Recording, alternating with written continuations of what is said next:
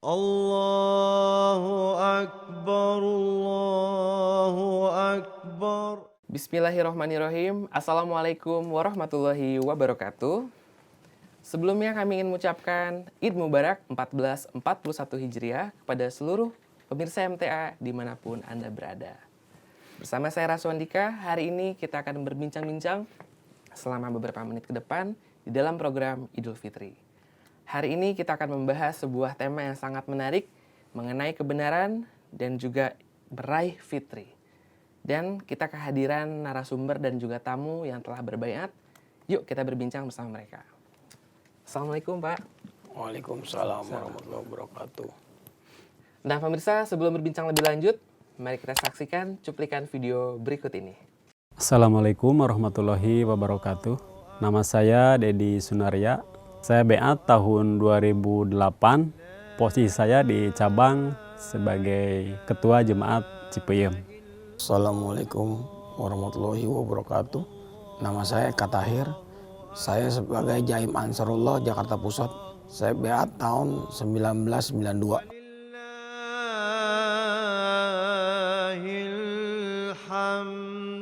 Masya Allah, Pak, kalau saya lihat dari tayangan Bapak ini luar biasa sekali. Bapak-bapak ini sekarang aktif-aktif di jemaatnya masing-masing. Saya boleh bincang-bincang nggak nih Pak mengenai keseharian Bapak? Kalau saya boleh tahu nih Pak Dedi, saya ingin tahu awal mulanya Bapak bagaimana mengenal Ahmadiyah itu. Ya, terima kasih. Pertama kali saya mengenal Jemaat Ahmadiyah dari obrolan dengan teman di lingkungan kerja. Waktu itu karena ada terjadi penyerangan di Parung, jadi beritanya sampai ke daerah-daerah. Jadi waktu itu saya berbincang, ngobrolan dengan teman kerja. Dia bilang begini, katanya seandainya saya ketemu dengan orang Ahmadiyah, saya ingin menanyakan langsung apa sih syahadatnya orang Ahmadiyah. Gitu. Nah ketika saya mendengar pertanyaan dari teman saya itu langsung terhenak gitu. Seandainya saya ketemu, saya pun akan menanyakan kepada orang Ahmadiyah gitu. Kalau Pak Eka gimana Pak Eka? Bagaimana Pak Eka pertama kali mengenal Ahmadiyah itu seperti apa Pak? Pertama kali saya mengenal Ahmadiyah itu sebenarnya juga tidak disengaja. Karena kebetulan waktu itu saya lagi belanja ikan. Kebetulan yang punya toko ikan itu orang jemaat. Ya, kami bergaul cukup lama, tapi belum membicarakan soal Ahmadiyah. Berjalan bergaul sampai akhirnya beliau menjelaskan bahwa beliau ini Islamnya Ahmadiyah gitu. Baru dari situ saya mulai dikasih tahu kalau mau silap bergabung, mari kita bergabung katanya. Ya saya tanya perbedaannya apa. Ya kan saya selama ini karena melihat orang Islam pada umumnya yang saya lihat ya, kadang-kadang banyak perbuatannya yang tidak sesuai lah gitu. Oke. Jadi akhirnya alhamdulillah saya bergabung. Oke. Pak Dedi, ini saya mau nanya lagi ke Pak Dedi. Pak Dedi, sekarang bagaimana perasaan Bapak setelah menjadi seorang Ahmadi? Perasaannya waktu dari sebelum dan sesudah jadi lega gitu sekarang. Jadi sudah menerima zaman lega. Tapi tentunya itu berproses. Berproses saya bergabung masuk.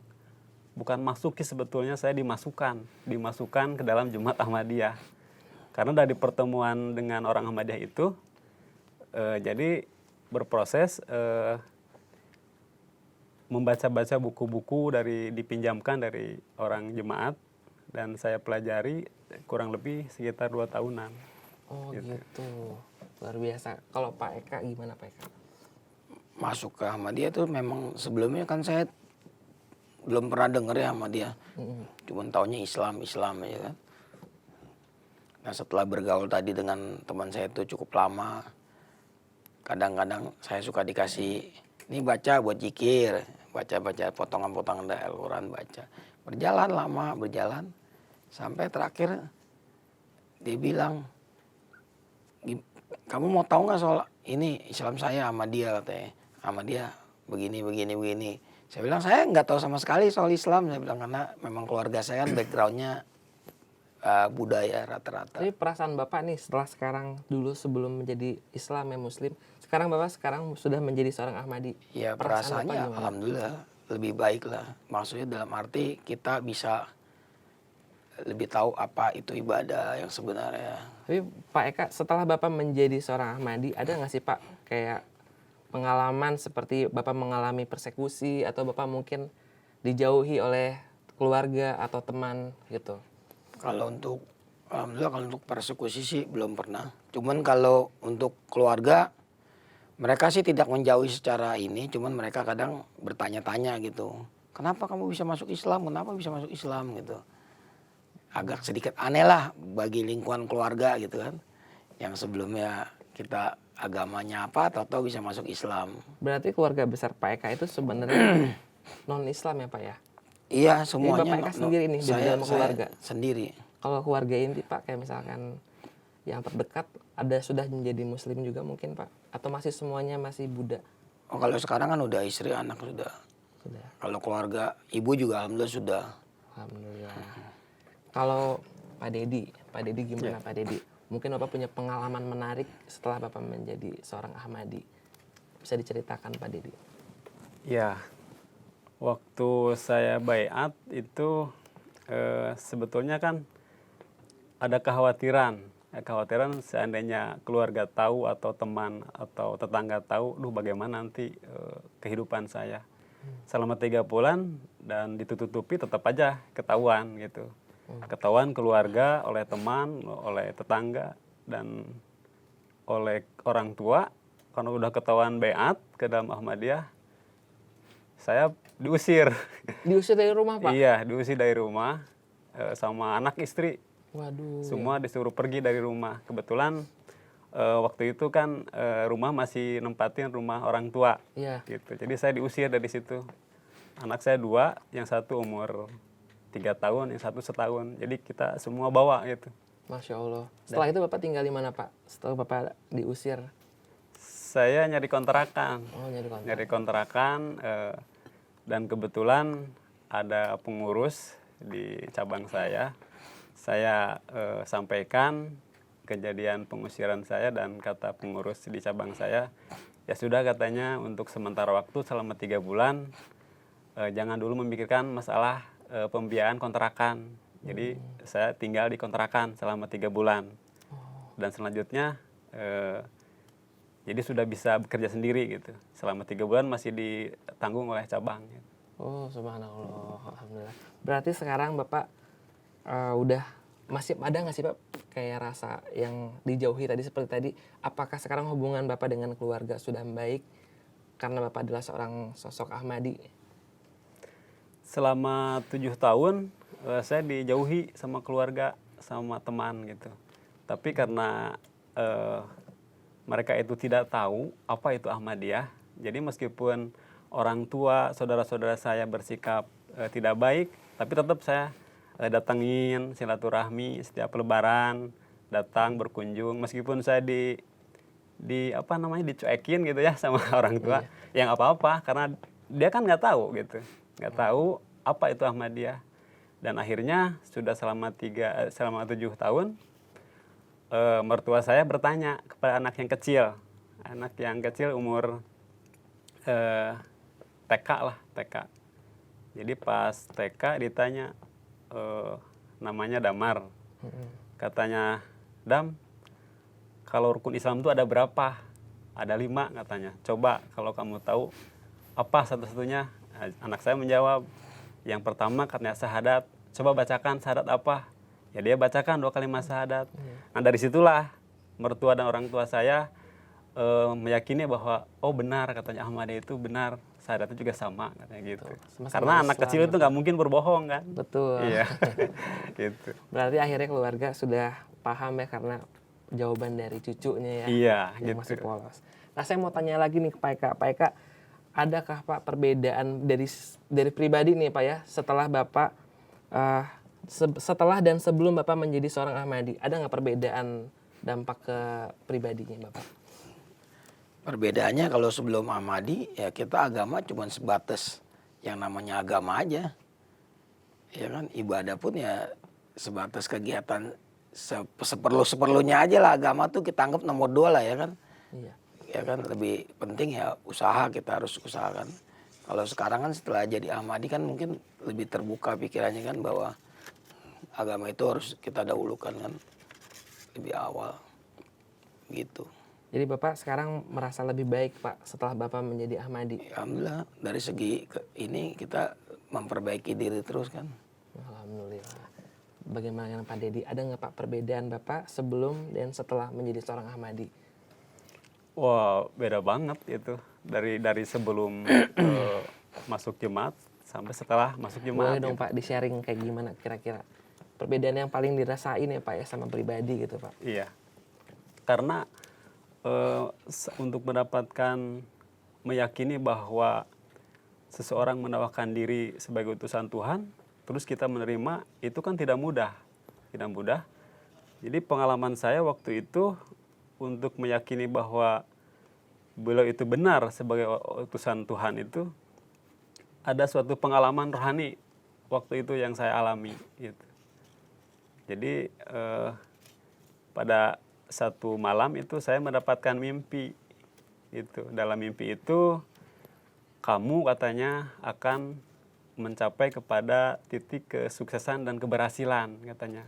Tapi harus melaksanakan puasa selama 40 hari gitu katanya. Jadi saya kaget, terbangun saya kaget, aduh bagaimana ini gitu. Nah, udah saya bicarakan sama orang tua, ustadz gitu ya. Nah kata beliau udah laksanakan katanya gitu. Dan saya laksanakan itu. Saya puasa biasa seperti puasa Ramadan gitu, biasa. Pada hari ke-19 saya mendapatkan, nggak tahu saya namanya itu apa, kasab atau seperti apa. Tapi yang jelas saya dibawa ke suatu tempat gitu. Dibawa ke suatu tempat, diperlihatkan. Dan saya mendengar kalimat tauhid gitu pada malam itu, dan pada di siang harinya waktu subuh ada suatu kekuatan yang mendorong saya untuk menyampaikan pesannya gitu, seperti itu. Dan pesannya itu seperti ini, asyhadu alla ilaha illallah wa asyhadu anna muhammad rasulullah. Jadi aku bersaksi tiada Tuhan selain Allah, dan aku bersaksi bahwa Muhammad adalah utusan Allah. Itu adalah benar katanya gitu. Dan kamu pada malam itu telah mendapatkan Lailatul Qadar. Itu adalah benar. Dan Mirza Ghulam Ahmad adalah sebagai Imam Mahdi. Itu adalah benar katanya. Seperti itu. Jadi waktu itu setelah mendapatkan itu, jadi seolah-olah diri saya yang dulu itu sudah mati, itu seolah-olah mati, dan saya merasa lahir kembali gitu. Wah, luar biasa sekali Pak Dedi. Baik pemirsa, kami juga telah kehadiran tamu Bapak Mubalik Syihab Ahmad yang insya Allah akan mengupas mengenai Idul Fitri. Mari kita sambut Bapak Mubalik Syihab Ahmad. Assalamualaikum. Silakan Pak Mubalik, silakan duduk. Ya. Assalamualaikum Pak Mubalik, kumaha damang Pak? Waalaikumsalam, alhamdulillah, Pangestu. Jazakumullah Pak Mubalik telah berkenan menyempatkan waktunya dan berbincang di studio MTA ini. Pak, ini kan kita sedang membahas mengenai Idul Fitri Pak. Ya. Bagaimana sih Pak cara merayakan Idul Fitri menurut Hazrat Khalifatul Masih? Baiklah, mengenai Idul Fitri sendiri ya, kita mengetahui bagaimana Idul Fitri ini sudah menjadi tradisi setiap tahun ya, dirayakan oleh umat Islam di seluruh dunia, apalagi di Indonesia khususnya menjadi sebuah perayaan yang cukup besar gitu ya. Nah, untuk di jemaat sendiri ya, kalau merujuk apa yang disampaikan oleh Hazrat Masih Maud alaihissalam ya, beliau biasa pada saat Idul Fitri itu ya bangun di pagi hari, kemudian menyantap dulu makanan bersama keluarga beliau gitu ya, makanan yang kalau di sana tradisinya makanan yang manis-manis gitu ya. Kalau di kita mungkin ya opor, lontong gitu ya. Sementara sebelum berangkat ke masjid, nah setelah dengan keluarga, kemudian berangkatlah bersama-sama ke ya ke masjid untuk melaksanakan sholat Idul Fitri. Nah, sebelum sholat Idul Fitri biasa dikumpulkan dulu kalau kita ada idfan ya. Nah, sebelumnya kan ada zakat fitrah, kemudian itu sebagian sudah dibagikan kepada saudara-saudara kita, anak-anak, kemudian saudara-saudara kita yang kurang mampu supaya mereka juga bisa merayakan Idul Fitri bersama-sama dengan yang lain. Nah, setelah itu baru dilaksanakanlah sholat Idul Fitri, ada khutbahnya, ada sholat idnya di sana. Nah, ini yang biasa dilakukan oleh Hazrat Masih Maud alaihissalam bersama dengan keluarga gitu ya untuk merayakan Idul Fitri. Adapun Huzur Hazrat Khalifatul Masih Al-Khamis Ayyuhu Ta'ala bin Nasil Aziz di dalam khutbah beliau juga pernah menyampaikan mengenai Idul Fitri ini bahwasanya itu yang hakiki yang harus kita raih dalam Idul Fitri ini, bukan hanya senang-senang semata ya. Tujuannya apa sih? Kenapa Idul Fitri ada khutbahnya, ada sholatnya ya? Itu adalah dimana pada saat itu, pada hari yang berbahagia, biasanya orang yang merencanakan ingin liburan kemana ya, ingin buat masakan apa, mau pakai pakaian apa ya kan Idul Fitri ini. Nah,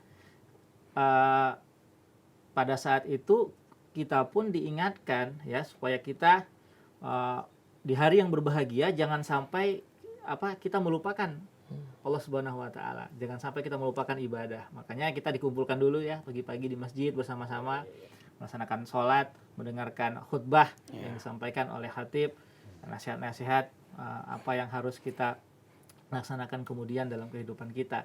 Nah, ini tradisi-tradisi yang harus dikembangkan dalam Jumat. Nah, kemudian setelah itu ada juga batasan-batasan yang harus diingat bahwasanya itu tadi tidak boleh berlebihan di dalam merayakan suatu hal sehingga kita melupakan esensi awal kita sebagai manusia, yaitu tujuan kita adalah wa ma khalaqtul jinna wal insa illa liya'budun, bahwasanya kita ini diciptakan untuk beribadah, menyembah Allah Subhanahu wa taala.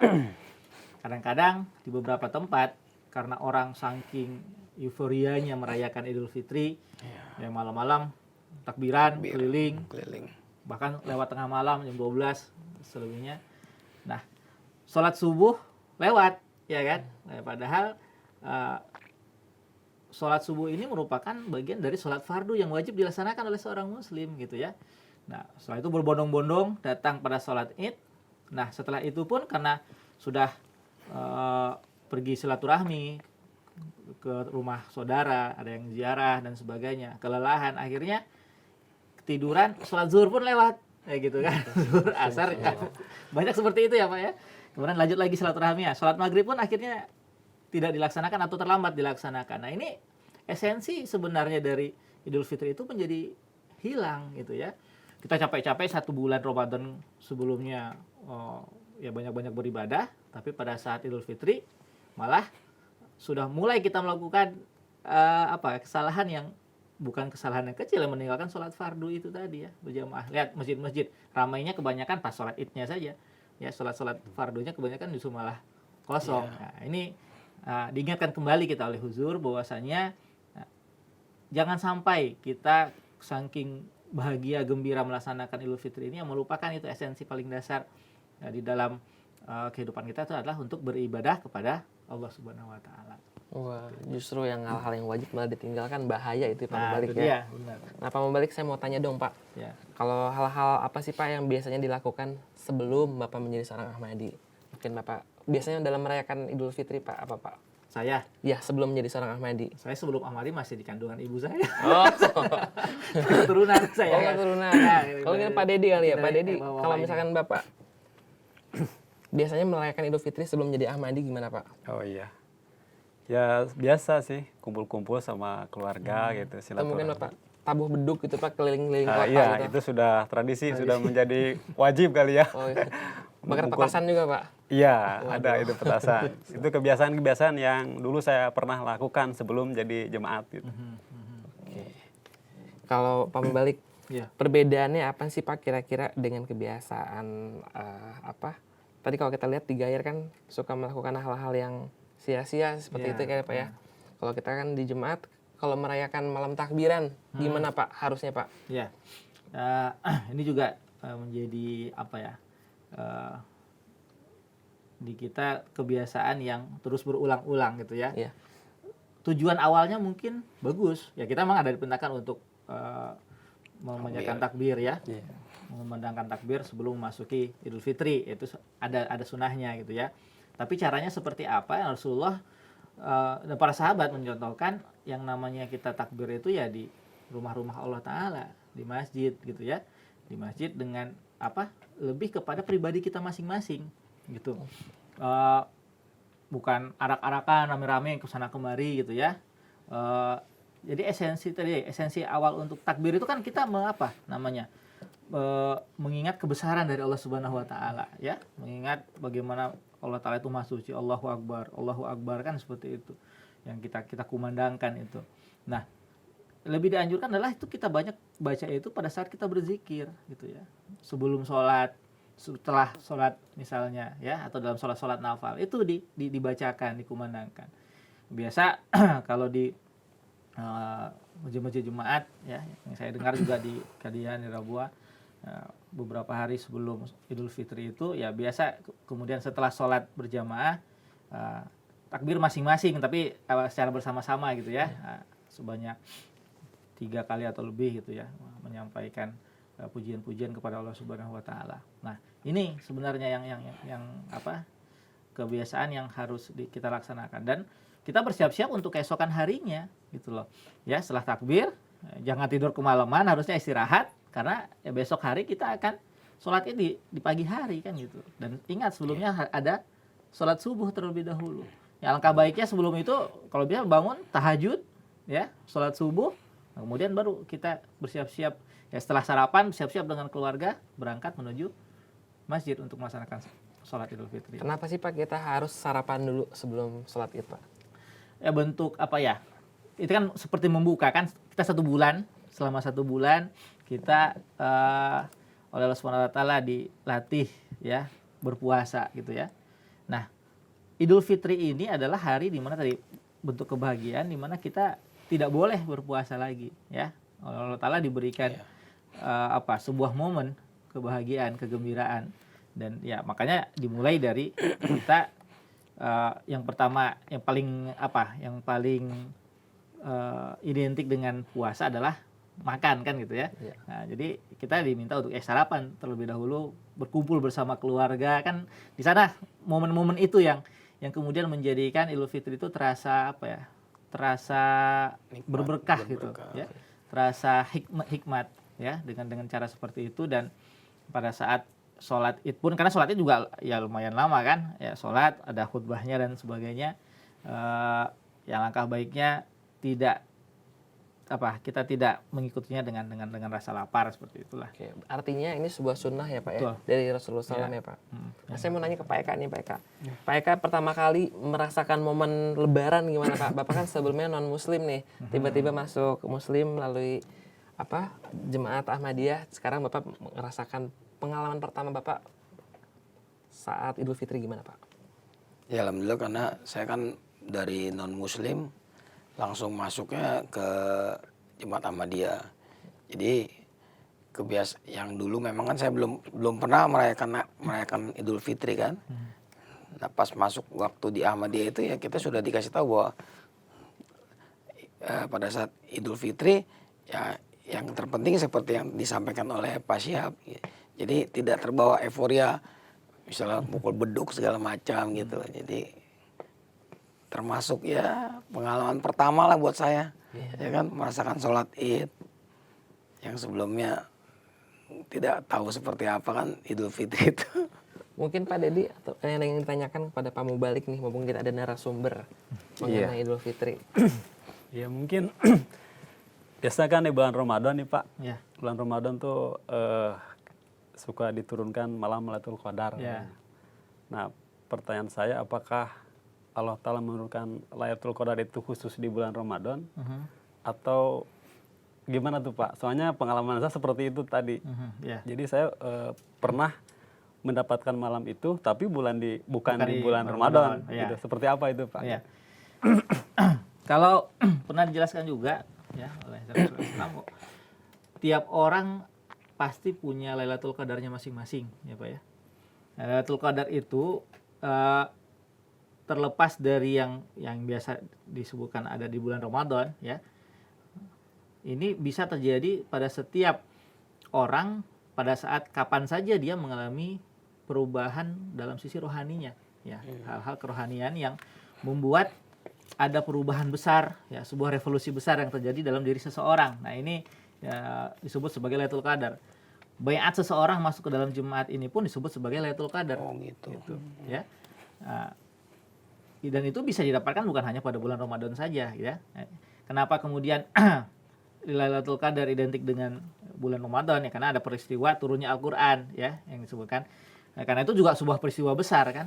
Kita mengetahui bahwasanya kenapa disebut Al-Qur'an itu turun pada bulan Ramadan. Semua Bapak tahu kan apakah ayat-ayat Al-Qur'an atau malaikat Jibril memberikan wahyunya hanya pada bulan Ramadan saja kepada Rasulullah? Enggak kan? Iya. Ada juga di luar bulan Ramadan kan. Tapi kenapa kemudian Al-Qur'an itu disebut turun pada bulan Ramadan? Karena pada saat bulan Ramadan itu malaikat Jibril turun ya, datang kepada Rasulullah dan mengulangi kembali itu. Nah, setiap ayat-ayat atau firman-firman Allah Ta'ala yang sudah disampaikan kepada Rasulullah Sallallahu Alaihi Wasallam itu selalu rutin setiap bulan Ramadan diulang kembali oleh malaikat Jibril. Makanya kemudian disebutkan Al-Quran itu turun pada bulan Ramadan. Dan Lailatul Qadar memang ya disebutkan ya turunnya ayat Al-Quran atau dibacakan kembali firman-firman Allah Ta'ala itu kepada Rasulullah SAW itu merupakan sebuah ya Lailatul Qadar ya, malam perubahan yang besar ya bagi umat Islam secara umumnya seperti itu. Baik, jazakumullah kepada Bapak Mubalik Syihab Ahmad yang telah datang ke studio MTA, dan jazakumullah kepada Pak Eka dan Pak Dedi yang telah berkenan hadir, dan pemirsa MTA di seluruh Indonesia. Demikianlah acara kita pada sesi kali ini, dan sebagaimana kita ketahui bersama bahwa tujuan dari baiat adalah untuk membuat pribadi kita terlahir menjadi yang lebih baik lagi. Begitu pula lah dengan Idul Fitri ini. Semoga bulan suci Ramadan yang telah kita lalui bersama membuat diri kita menjadi terlahir lebih baik lagi. Demikian edisi spesial Idul Fitri kali ini. Sekali lagi kami ucapkan Id Mubarak 1441 Hijriah. Dan saya Raswandika dan seluruh kru MTA yang bertugas mengucapkan wassalamualaikum warahmatullahi wabarakatuh. Waalaikumsalam warahmatullahi wabarakatuh. Allah